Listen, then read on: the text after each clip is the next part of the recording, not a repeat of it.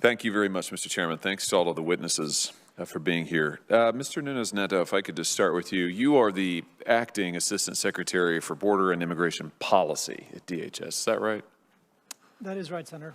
So it's your role then to help formulate and drive policy and implement those policies at the department. Have I got that right? Correct. So help me understand the administration's policy. Are you trying to stop illegal immigration anymore, or have you given up on that? Sir, we are committed to enforcing the laws that Congress has enacted at the border. And as I noted in my testimony, we are expanding our use of expedited removal as we prepare for the end of Title 42, particularly for recidivist border crossers. Okay, so that sounds like a yes. So that's a yes. You're still trying to stop illegal immigration? It's hard to tell, but you're telling me yes? That is correct, sir. Okay, so let's just talk about a few of your policies, since you're in charge of policy, and you can tell me which of these has been effective in stopping illegal immigration. Okay, ending construction of the border wall. Has that been effective in stopping illegal immigration? Well, I would defer to my colleague from Customs and Border Protection, but my understanding is that barriers on the border serve to slow irregular migration, not stop irregular migration. But so, okay, so you're saying that the border wall is not effective. So maybe we should just tear the whole thing down. The border wall is effective in rerouting migration, and it is effective in slowing the pace at which migrants can cross the border, which is particularly important in urban and suburban settings. In rural areas, what we have found is it is still fairly easy for migrants to make holes in the walls. So interesting. So stopping construction of it, though, hasn't slowed illegal immigration. How about terminating the Remain in Mexico policy, which you've tried to do? Has that stopped illegal immigration or slowed it? Sir, as you know, we are in the process of re-implementing the MPP program as part of the Yeah, because you're under court order to do so, but you've tried as a matter of policy to end it. So was that successful in slowing illegal immigration? Sir, as our secretary noted in his prior testimony, his view is that the MPP program poses unjustifiable costs on migrants and illegally restricts their access to the asylum system. Yeah, okay. How about ending our Safe Third agreements with Northern Triangle countries? Has that been successful in stopping or slowing illegal immigration? Well, I would defer to my colleague from the State Department in terms of these international agreements, but only one of those agreements was even starting to be implemented prior to Title 42. And have we seen a decrease in illegal immigration since you eliminated them? Well, I think what you've seen, sir, is the impact of Title 42 on our border crossings. Oh, okay. Since you mentioned Title 42, has the attempt to rescind Title 42, has that been successful in slowing illegal immigration? Title 42, I think, has had a really interesting effect on migration in that, because of the number of repeat border crossers we see, it has actually inflated our numbers at the border.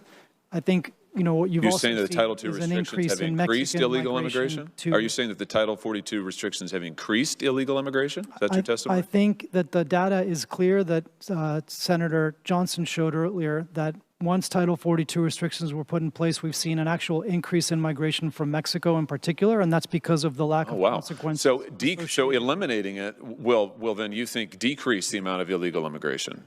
I think over time, once we start reimposing significant immigration consequences on people at the border through our use of expedited removal, particularly for single adults and particularly for those from Mexico, you're going to see it decrease over time. Wow. That is news. That is news, ladies and gentlemen, that this administration's position, you still clearly want to rescind Title 42, and you think that rescinding it will decrease illegal immigration at the border. So let's just talk about the facts here. Last year alone, DHS experienced a record 1.7 million border crossings. More than 2 million unauthorized migrants crossed the southern border during the last calendar year. In FY22 to date, there have been 245,390 illegal crossings in just the Rio Grande Valley and 195,289 in Del Rio. The number of single adults crossing in these areas is up 75%. Why is it up? Because of all of the policies that we've just talked about. Your policies are single-handedly leading to an explosion of illegal immigration at the border, and yet you're sitting here and telling me that border walls have nothing to do with it, that Title 42 will lead to a decrease in illegal immigration, that eliminating the Safe Third agreements have nothing to do with this surge. Good heavens. This is just remarkable. All right, let me ask you something else. Last week, DHS released a memorandum that lays out your 6-part plan to address the current. By the way, what would you call what's happening at the border? Is it a crisis? I believe we're facing significant challenges at the border, sir. Challenges. Is it a problem? I think there are parts of the border where we have seen particularly problematic flows. Problematic flows, parts of the border, but it's not a crisis. It is a challenge, sir. Okay. Let the record reflect that the witness does not think that this is a crisis. I'd hate to see what a crisis would be. I mean, who could possibly imagine? All right. I assume you played a role in drafting this plan. Let's look at some of the prongs of this plan. You want to bolster the capacity of non-governmental organizations to receive non-citizens after they've been processed by CBP and are awaiting the results of their immigration removal proceedings. You want to increase CBP processing efficiency in order to address overcrowding at Border Patrol stations. I have to be honest with you, as I look at this, it looks like an attempt to memorialize your efforts to help as many illegal immigrants get into the country as possible. Sir, the third pillar of the plan is our efforts to impose consequences on those who try to enter the country. Of which you have a demonstrated track record of doing precisely nothing of any consequence. You have presided over the most unbelievable explosion of illegality at the border in American history. And now what you're proposing looks like ways to turn this mass immigration into mass amnesty.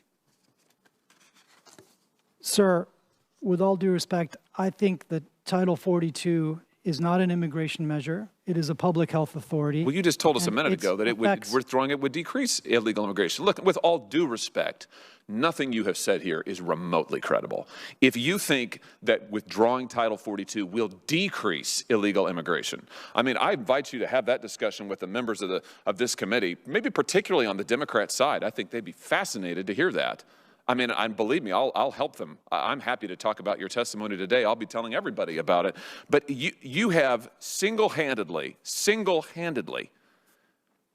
forced on this country a mass crisis that is endangering children, that is leading to an avalanche of drugs in my state, that is increasing criminality.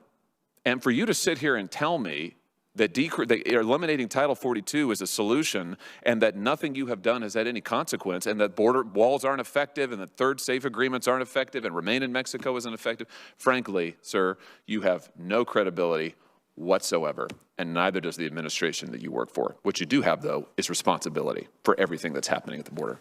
Thank you, Mr. Chairman.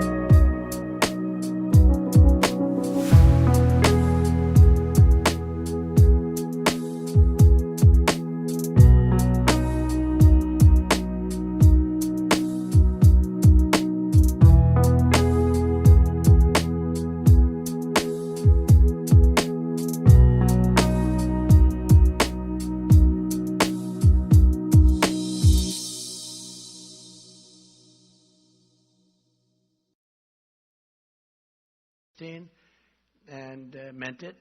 This is more important right now because our country is going to hell. On November 5th, 2024, we're going to stand up to the Marxists and communists, fascists and globalists. We're going to evict crooked Joe Biden. He is crooked as hell. You know, I took the name away from Hillary. I was crooked Hillary. And now I call her beautiful Hillary. She's a beautiful woman. But I figured that Joe was so deserving of it because I don't like to do it with two people, you know. Two people sharing a name is not good. But he's crooked Joe Biden. We're going to finish what we started, and we will make America great again, greater than ever before. We're going to do that.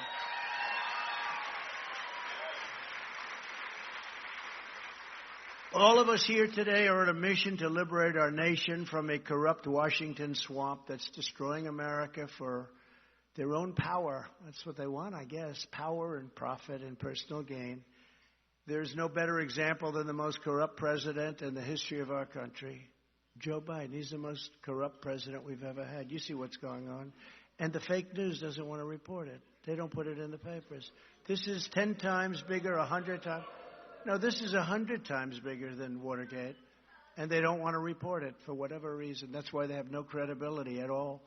5 days ago, the IRS whistleblower revealed that Crooked Joe sat in the room while his son Hunter messaged a Chinese Communist Party official, a leader, a very top person, and said, I quote, "I am sitting here with my father, and we would like to understand why the commitment made has not been fulfilled." In other words, where the hell is the cash? Think of this. It's not like they're doing anything for it. Oh, they are doing things for it. We just don't want to. They don't want to tell us. Tell the director that I would like to resolve this right now before it gets out of hand. And now means tonight. I never knew he was that tough.